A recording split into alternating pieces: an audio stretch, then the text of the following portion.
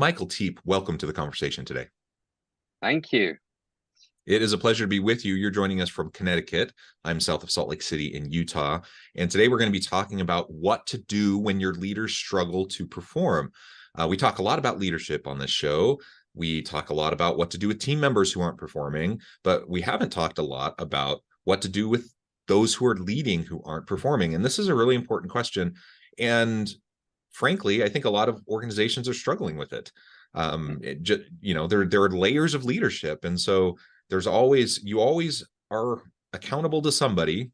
Even if you're the CEO, usually there's a board you're accountable to, and all the way down the hierarchy, there's always people you're accountable to. And sometimes leaders just aren't doing what they need to be doing. And that can be a difficult, challenging conversation to have. So we're going to unpack that and explore that together today. As we get started, I wanted to share Michael's bio with everybody.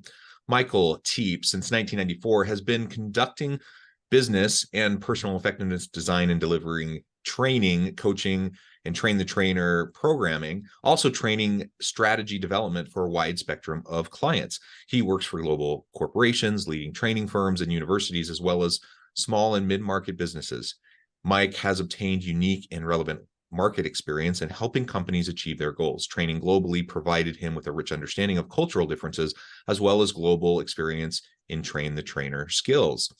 Great background. Anything you would like to share with me or my audience by way of your background or personal context before we dive on into the broader conversation? Well, thanks, John. Yeah, I'm really your people development partner. So what I love to do, and particularly in the leadership space, is to come into organizations, what's the challenge or what's the journey you're on, and make positive difference. So that could be anything, any training solution, coaching, bringing your C-level together, all those wonderful things. So it's nice to be able to contribute like that throughout organizations. Yeah. Yeah, it's a fun space to be in.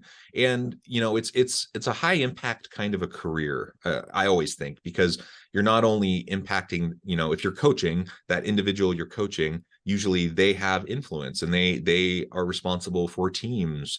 And so there's ripple effects. Yeah. Or if you're doing training, or certainly train the trainer, where you're training people how to train people, there's all these ripple effects. And I think there's a high potential for strong positive impact within organizations through the type of work that you do. So I appreciate that.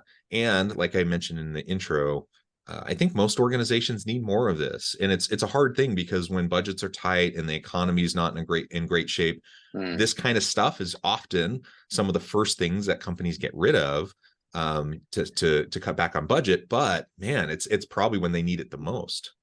It is, yeah. It's not seen as an investment unless the leadership gets it already.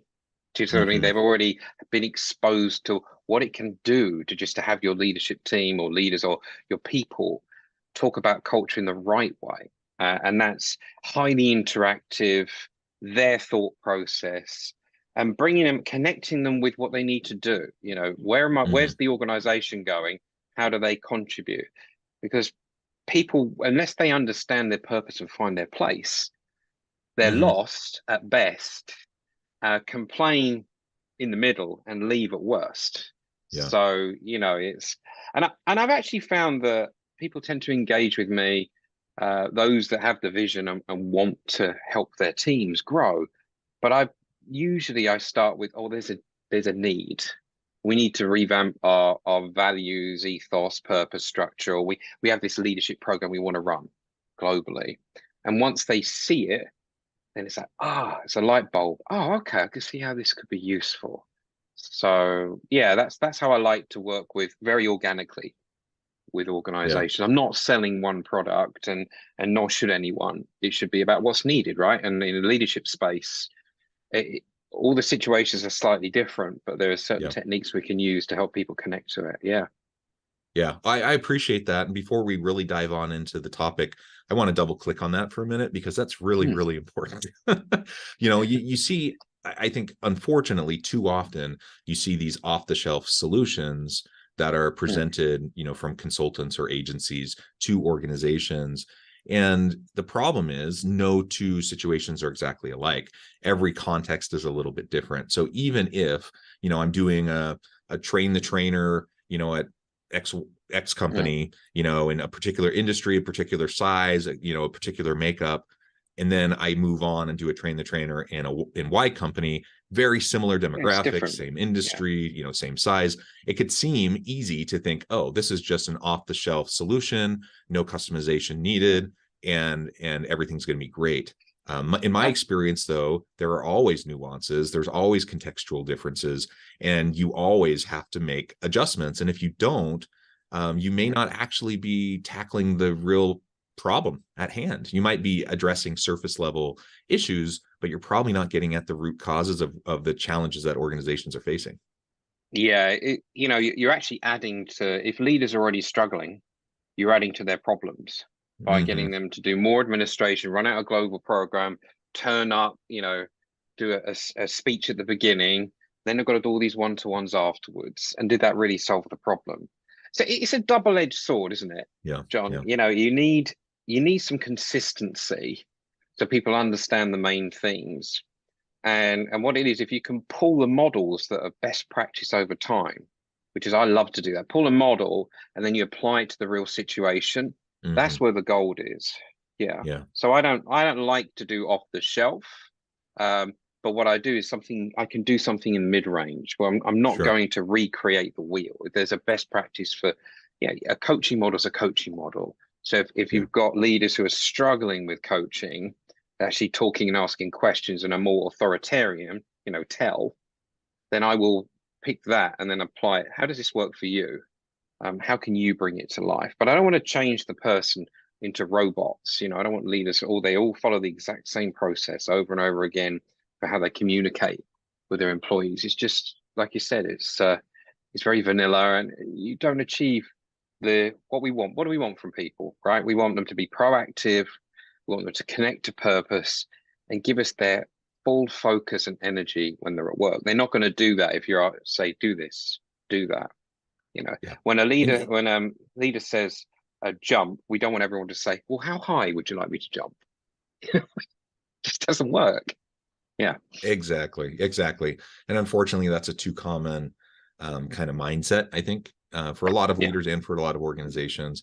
Anyways, I just wanted to briefly emphasize that. I really appreciate you're articulating the need for some form of customization and making sure that what we're doing actually fits the context that we're in and is applicable within a particular set of circumstances, because that's really important.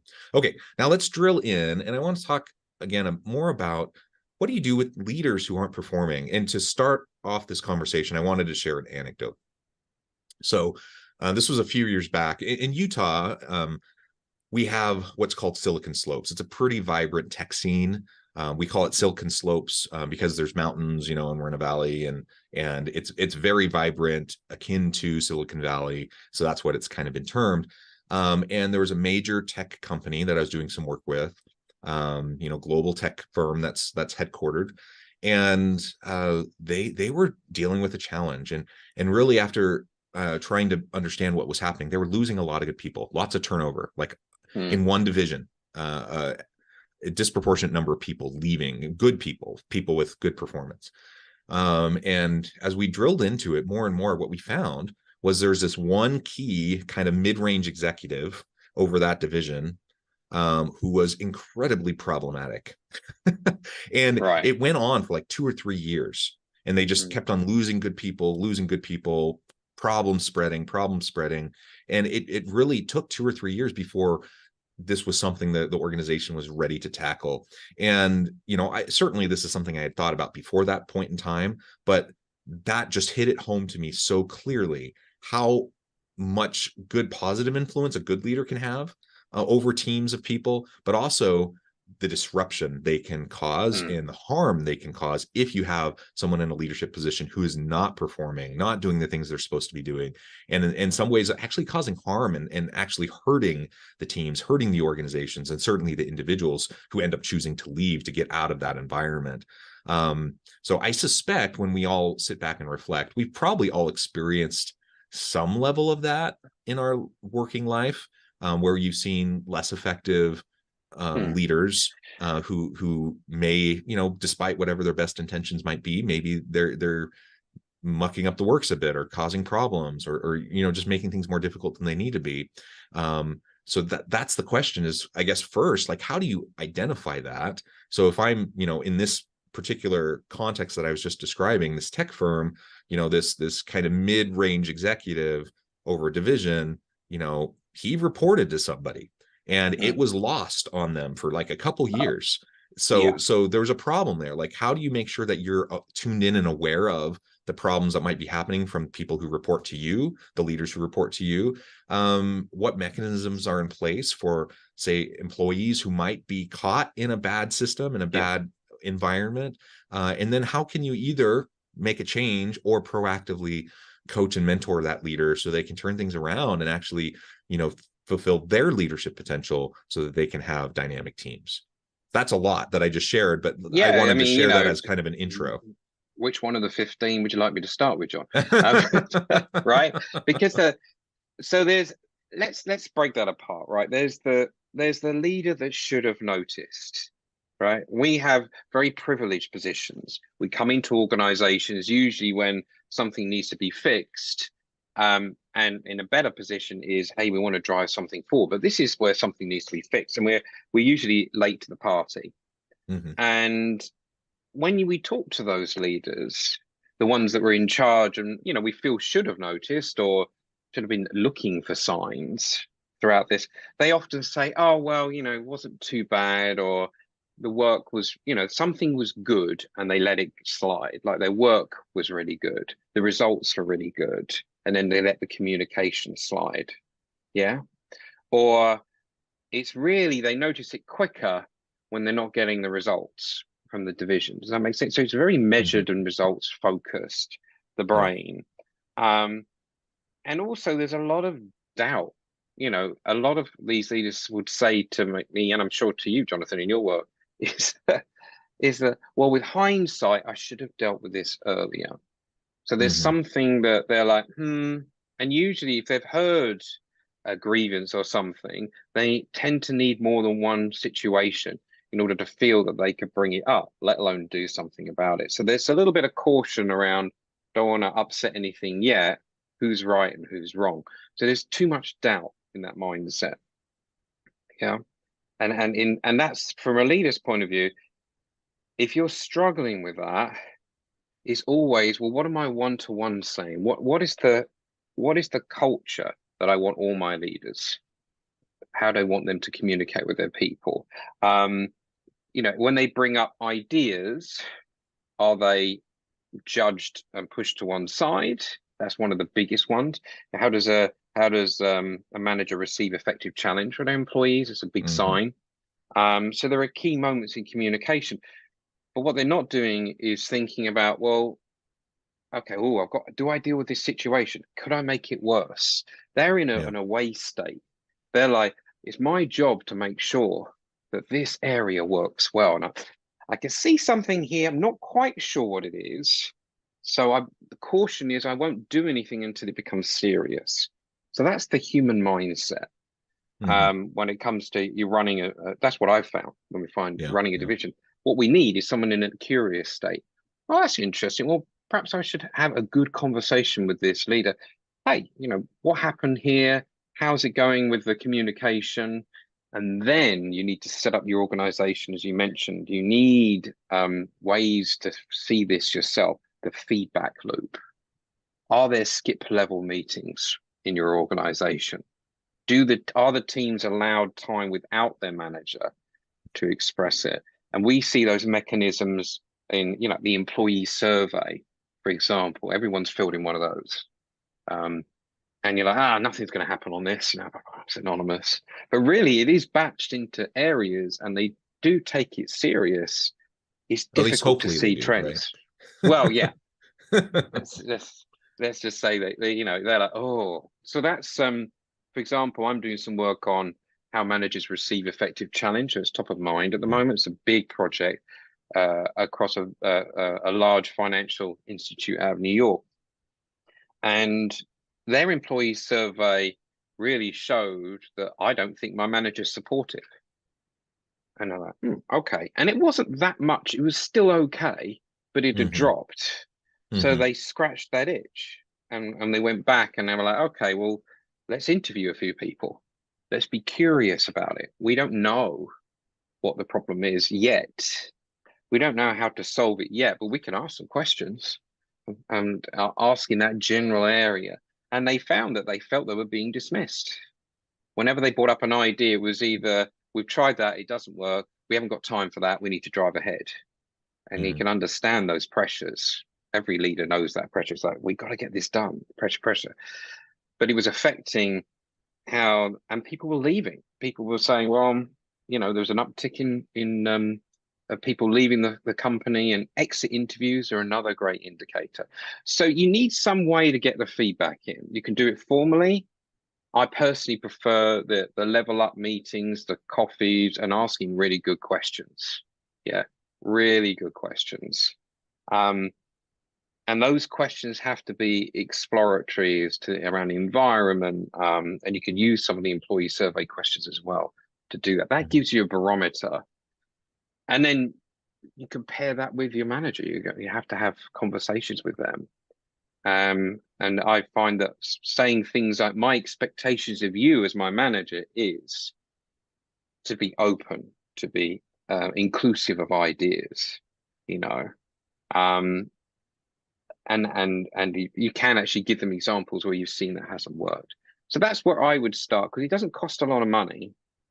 All it does is we're changing from being defensive to a future state, curious. I wonder what's going on here, and having a little scratch around without feeling like I don't know the answers, being very open about it, which is not what we feel we're paid for as leaders, is it? So yeah. I was having a conversation yesterday with kind of a mid-range executive, and this individual was facing the common challenge that I think a lot of leaders face, where they just felt like they're spending the vast majority of their time putting out fires constantly. Every day was just putting out new fires.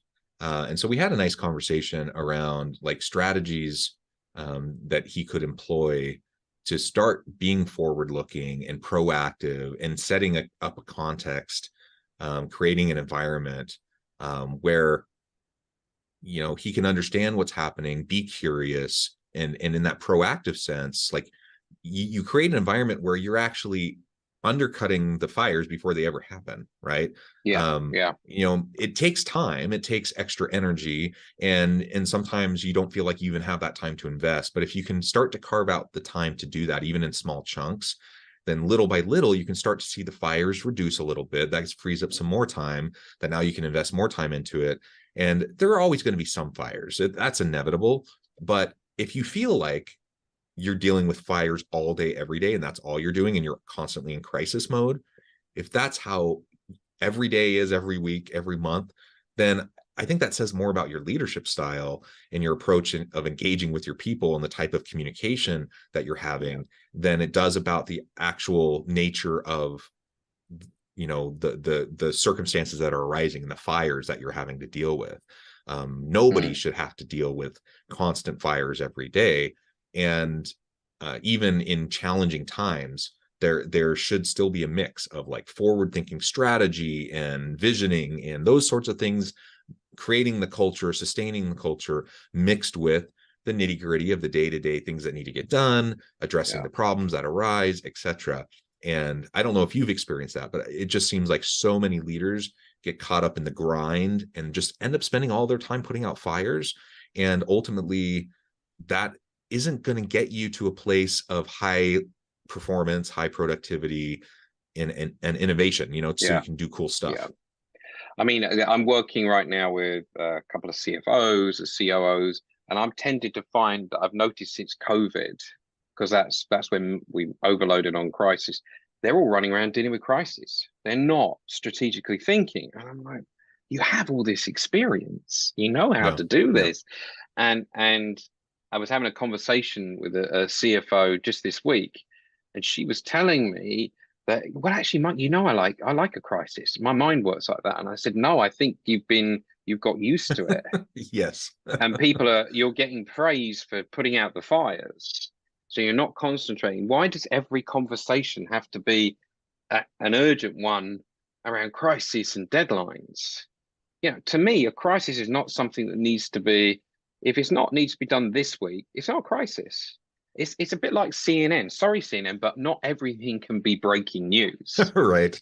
Remember when there was an aeroplane, one of the Malaysian airplanes, a terrible incident, but it was like breaking news for days while they were trying to work out. And I was sitting there going, at some point I need to calm down and think about my work.